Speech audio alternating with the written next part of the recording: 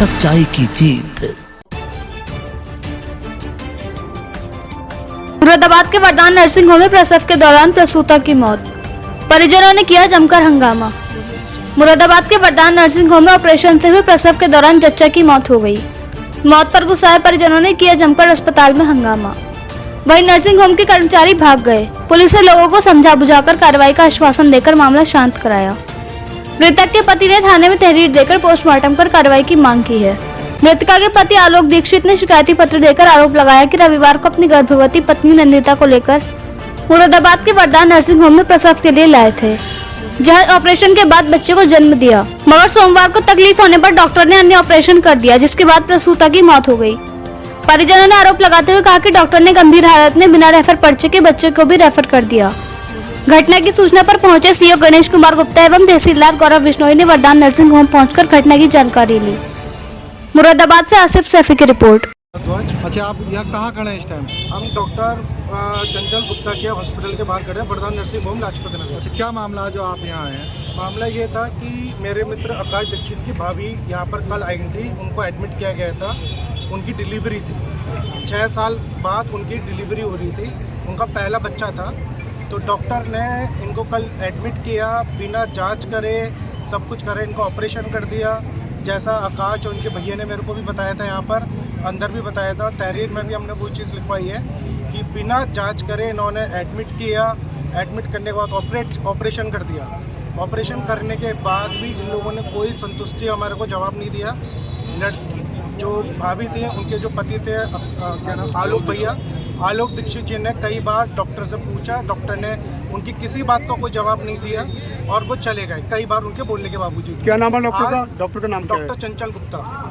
उसके बाद आज जब उन्होंने फिर दोबारा से उनको ऑपरेशन किया, तब ऑपरेशन से पूर्व उन्होंने कोई शायद मेडिकल चेकअप कराया, जिसमें उनके अंदर खून की कमी पाई गई और उनकी रिपोर्टें थोड़ी सी निगेटिव थी। जिसके बाद उन्होंने हॉस्पिटल वालों ने बोला कि आप लोग 2 यूनिट ब्लड का इंतज़ाम अभी करिए। आनंद फानन में आकाश दीक्षित इनके भाई हम लोग साई हॉस्पिटल गए। साई हॉस्पिटल पहुँच कर हमने ब्लड का इंतज़ाम कराया।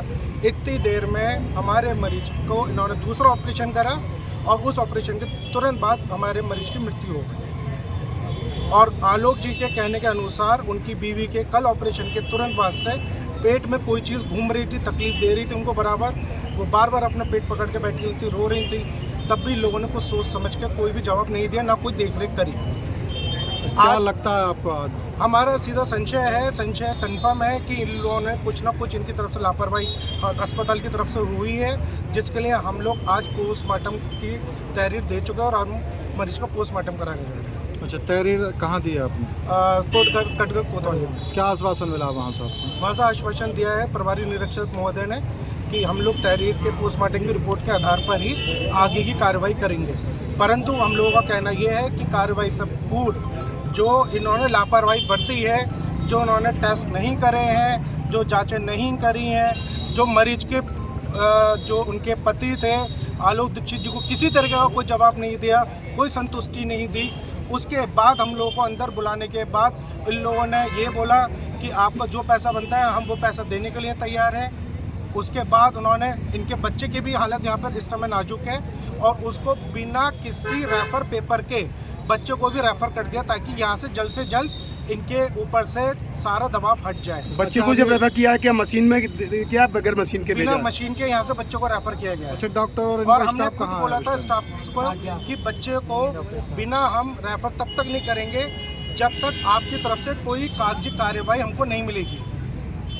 इस संबंध में आपने सीएमओ या एसीएमओ वगैरह किसी को अवगत कराया? को अभी तक अवगत कराया है, हम लोग अवगत कराने जा रहे हैं सीएमओ साहब को। और सीएमओ साहब से हमारी गुजारिश है हाथ जोड़ करके सब परिवार की तरफ से और समाज की तरफ से कि इनके विरुद्ध जो भी कार्रवाई हो सकती है, क्योंकि इनके कुछ समय पहले भी इस अस्पताल की भूमिका इन सब चीज़ों में रह चुकी है। अच्छा, आज आकाश जी जो मामला हुआ, क्या पूरा प्रकरण और आप कैसे यहाँ आए हैं? सर मैं नहीं था यहाँ पर, मैं प्लेट लेने गया। अच्छा, भैया क्या नाम है आपका? आलोक दीक्षित। अच्छा, क्या मामला था ये बताना। डिलीवरी कल शाम हुई थी भाभी की। क्या नाम है भाभी का? सिमरन। अच्छा, फिर नंदिता उश्रीफ के नाम है। फिर क्या हुआ? लोगों ने डिलीवरी करी, उन्हें रात 1 बजे से टॉयलेट नहीं आ रहा था, टॉयलेट की दिक्कत हो रही थी। हम लोगों ने इन्हें बोला था कई बार, तो इन्होंने बोला कि सही है ठीक है, इंजेक्शन लगा दिया। उनकी तकलीफ ज़्यादा बढ़ी तो इन्होंने हाथ खड़े कर दिए, बोले कहीं और रेफर लेगा। अचानक एकदम शाम एकदम बोले इतनी जल्दी कैसे अपने मरीज को रेफर करते हैं, ने कुछ लिख के दिया, ने कुछ रिपोर्ट कुछ नहीं बताया तुरंत। बच्चे को भी ऐसी देखिए, बच्चे की कंडीशन भी नाजुक है बहुत। बावजूद भी कोई भी कार्रवाई ढंग से करी नहीं। पहले पैसे भी जमा करा लिए, उसके अलावा भी कुछ काम नहीं कर रहे हैं इन्होंने। इस तरीके की चीज़ें यहाँ पर हुई हैं और